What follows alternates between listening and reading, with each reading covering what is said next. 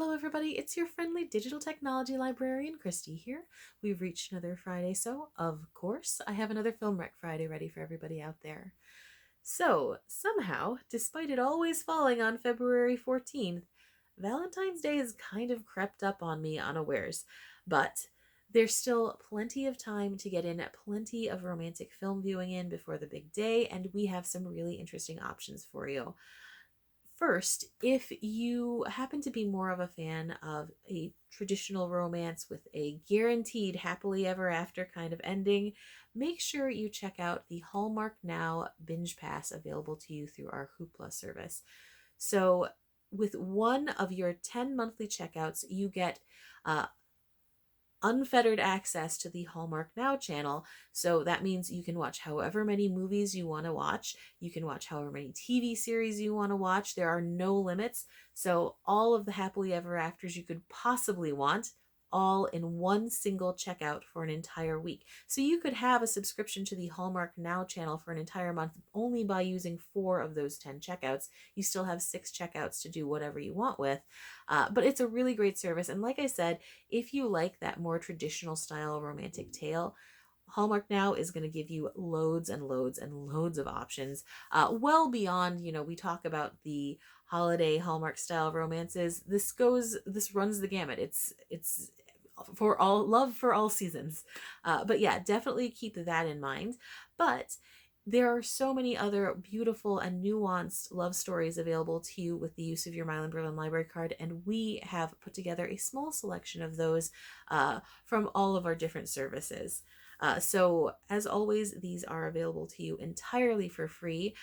So, without any further ado, let's get to the Rex.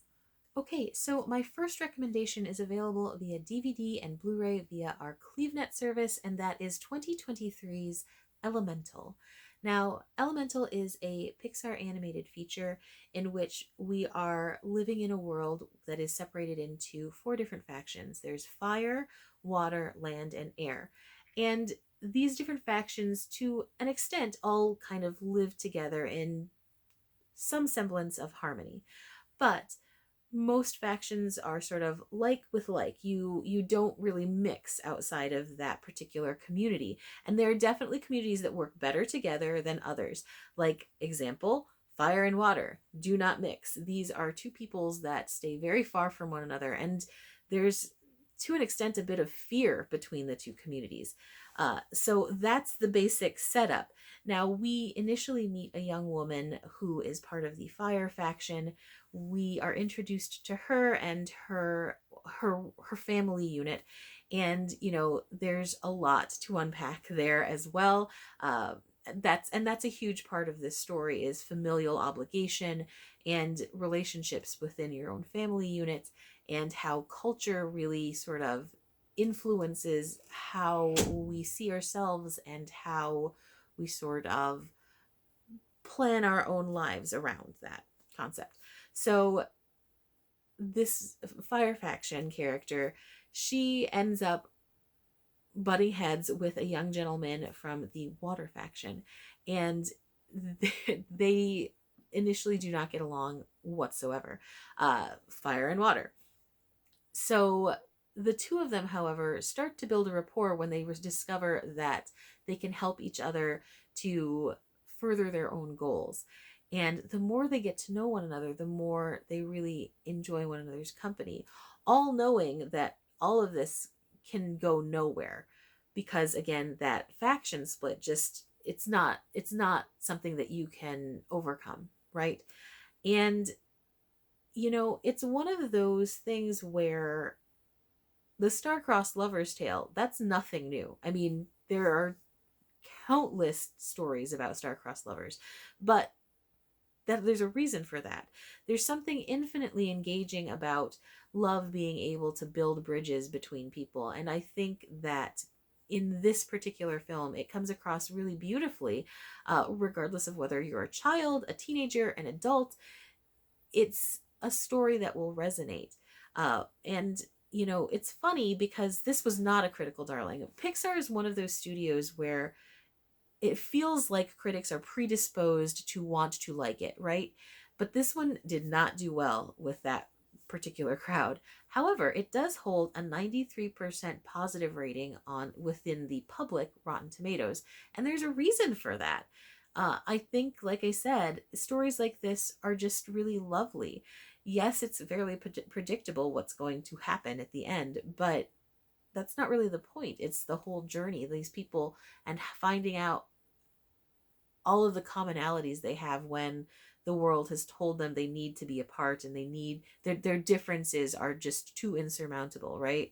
So watching them figure out that that's all nonsense, that people are people and that love is love, that's really quite incredible. So I really, really enjoyed this one. I thought it was really fun to watch, really quite lovely to look at.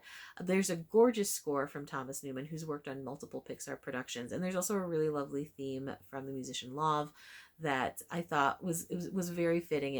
It felt very sort of future forward, which this whole film gives that vibe, even though there are callbacks to older culture.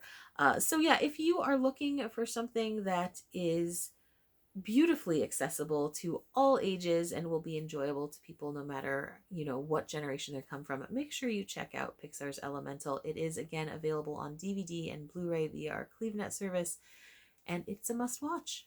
Okay, so while my first pick may not have been a critical darling, this second one absolutely has been. It is available to stream on both our Hoopla and Canopy services, and that is 2023's Past Lives. This movie is so critically lauded. I honestly, it's been on my radar for ages and ages, and I have not really read a single really negative review at all, which is probably why I kind of refused to watch it for ages. I didn't want to be let down because, again, no negative reviews. And that's just really rare at this point, especially from the critical faction. It's just not something you come across. And boy, am I ever glad that I did decide to finally watch it, because it was incredible. It's really interesting how this film resonated with so many people. It's a small story, but the themes are quite large and really relatable. In the beginning of the film, we are introduced to Nora and Haesung. They are children, and they are best friends. They live in each other's pockets, and there's a certain sense of destiny about them, of fate. Like, these kids were meant to be together. This is the fairy tale, right? But life happens. This is a really real story too. You know what I mean? It's not a fairy tale in any way, shape, or form. It does lean into the fact that, like, stuff happens. So very quickly, the two friends are separated when Nora's family ends up moving from South Korea to Canada. And so it's decades before these two ever reach one another again. But through the span of time, their thoughts still once in a while drift to one another. Because again, even from those opening scenes, we get this sense of connection, of some sort of bigger tie.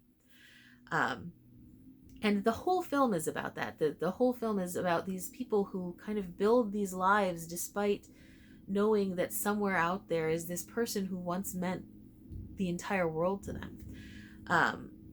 It's incredible to think about the fact that this is a directorial debut. This is the first real feature that this director has done. Celine Song is her name. And after reading a bit more about it, I guess it's like semi-autobiographical, which throws a whole other level onto the storyline. As I was saying, these two don't see each other for a very long span of time, so their lives go on. They meet people, they fall in love, they build lives for themselves. But what happens if you reconnect to this one person? If, in the world of the internet, with social media being what it was, these two find a way to find one another. What happens then? If you still feel that thread of fate, what does that mean? Do all of these other choices make a difference, or are you supposed to be with this person? And I know that seems like a pretty heavy concept, but there are really some great moments of levity in the film. It's not just sort of overwrought and, sappy. It's not. There are loads of real, very organic feeling emotions that go on, because that kind of thing kind of can happen, you know, where two separate lives are suddenly thrust back together, and how you handle that. Do you lean back into that, you know, original feeling of rightness? You know, do you lean into that, or do you look at the life that you've built and you stay with that? And that's just this kind of ongoing question. You know, it makes you contemplate the whole concept of destiny. It makes you contemplate what love is, and you know, what kinds of love mean more. And it, I don't know, there's just something really quietly beautiful about it. It never gets, like I said, overly emotional. It never gets, you know, overwrought. There, it's not over dramatic. The acting is really subtle and, you know, heartfelt. So there's it. It seems like the quiet kind of film that should just be, you know, it should just go on by as you watch, but it doesn't. You get so caught up in this whole idea of journey back to one another, and what that means, and what might the consequences of that be. Um, this has received so many nominations for so many different awards. It received 5 nominations at the Golden Globe Awards this last year, which included the Best Motion Picture Drama. It's received a number of nominations for the Academy Awards, including Best Original Screenplay, again, a song. This is her first big project. And Best Picture. She didn't get the director nod, but Best Picture is pretty solid. And it's just kind of wonderful. Like the whole film, like what what does it mean to be an ex when you weren't really an ex? Because that's how we're sort of presented with these two people. They were, again, just children together, and now they're adults and several decades older, and all of the baggage you carry with you through all of those years. Anyway, if you're looking for a love story that is both, you know, really soft and warm and funny, but also really rather bittersweet, absolutely check out Past Lives. It is worth the hype. The acting is wonderful and the story is exceptional, and it's just a really great resonant movie. Okay, my final pick for this week goes out to all my fellow literary classic fans out there. It's available to stream via Canopy, and that is 2022's Emily. I had no idea this movie existed at all. But I am quite glad that I discovered it. Emily tells a rather fictionalized version of Emily Bronte's life, and it focuses on how she ended up coming up with the storyline for Wuthering Heights. Now, in my experience, people tend to fall into one of 3 factions when it comes to Wuthering Heights. They loved it, they hated it, they're never going to read it. I happen to fall into the they hated it faction. So when I discovered this movie existed, to be honest, my intention was kind of to hate watch it, because I was expecting essentially a retelling of Wuthering Heights. I I can't with that story. I really can't. I don't like Heathcliff. I don't like Catherine. I don't like the plot line. I just don't. So that's kind of what I was expecting, because I feel like a lot of times when you do these fictionalized biographies of big writers, you're just essentially pretending that they are their characters, that there was no separation of this great seminal work, and I put that in quotes, uh, with their own lives, which is obviously not really the case. And this one, while there are seeds that, you know, you can see where Wuthering Heights came from, it's not that. It is absolutely not that. Um, you actually have a really interesting story about this young woman who's quite adrift in her life. She has an older sister who clearly is focused, she's got a plan, but really Emily and her brother are kind of at loose ends. They don't really know what they're doing, and they are branded failures quite early on. And so they just sort of choose to go with that for a large portion of their lives, and that leads to some really poor life choices. Uh, and all of that is a huge portion of the story, because that of course builds into the some of the themes within Wuthering Heights. And then we also have her own romance or potential romance with another character that they're very clearly connecting on a very real level and on a very deep level. But this is not Austen, you know. There's it is unlikely that a happy ending is coming, and I don't think that that's a spoiler. And if you've ever read any information about Emily Bronte, um, there are certain facts about her life where clearly things are not going to go in that happily ever after bend. That said, there are some really beautiful bittersweet moments within this that I've honestly found myself thinking about several days past when I watched it, you know. And again, considering I was expecting to hate this movie, I'm really a bit floored by what I came away with and how much certain scenes really resonated and gripped my attention, you know. And the acting was really solid. I was not personally familiar with too many of the people in this. One actor I've seen, I think, in maybe one other film, but really, it's quite a young cast, and not filled with people who I'd seen other work from. And so I was very pleasantly surprised with that element, and the chemistry between certain characters was excellent. Both like the, you know, familial relationships and then the romantic ones. And I just was honestly quite pleasantly surprised by everything about this movie.